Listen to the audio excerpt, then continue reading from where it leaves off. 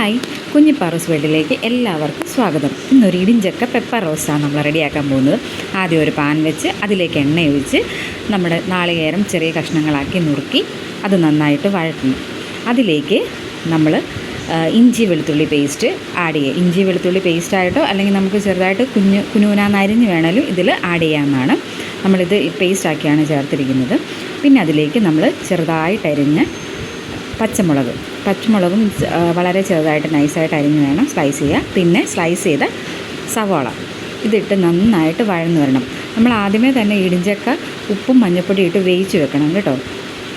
അത് വേവിച്ച് വെക്കുകയാണെങ്കിൽ കുറച്ച് എളുപ്പം. അതുമാത്രമേ ഉള്ളൂ ശരിക്കും നമുക്കൊരു ബുദ്ധിമുട്ടായിട്ടുള്ള പണിയുള്ളൂ. പിന്നെ അതിനുശേഷം കറിവേപ്പില അതിട്ട് നന്നായി വഴറ്റിയതിന് ശേഷം പിന്നെ ചെറിയ ഉള്ളി പച്ചക്കുരുമുളകും കൂടെ ചതച്ച് അതിൽ ചേർക്കണം. ഇത് ഇച്ചിരി അരഞ്ഞുപോയി ചതച്ച് ചേർത്താൽ മതി. ചെറിയ ഉള്ളി കുറച്ചധികം അതിലേക്ക് പച്ചക്കുരുമുളകും കൂടെ നന്നായിട്ട് അത് നല്ലൊരു ഫ്ലേവർ കിട്ടുമേ. പിന്നെ അതിലേക്ക് നമ്മൾ കുരുമുളക് പൊടി ലേശം മഞ്ഞൾപ്പൊടിയും കൂടെ ആഡ് ചെയ്ത് നന്നായിട്ട് വഴറ്റുക. പിന്നെ അതിലേക്ക് നമ്മൾ വേവിച്ച് വെച്ചിരിക്കുന്ന ഇടിഞ്ചക്ക ആഡ് ചെയ്യുക. ലേശം ഉപ്പുകൂടി ഇട്ട് നന്നായിട്ട് ഇളക്കുക. നമ്മൾ ഓൾറെഡി ഉപ്പ് ഇട്ടാണ് വേവിച്ചിരിക്കുന്നത്. പിന്നെ നോക്കി അതിലേക്ക് ആവശ്യത്തിന് ഉപ്പുകൂടെ ചേർത്ത് നന്നായിട്ട് വഴറ്റി ലാസ്റ്റ് കുറച്ച് പച്ചവെളിച്ചെണ്ണ കൂടെ ഒഴിച്ച് കഴിഞ്ഞാൽ നമ്മുടെ ഇടിഞ്ചക്ക പെപ്പർ റോസ്റ്റ് റെഡി. ട്രൈ ചെയ്ത് നോക്കണേ.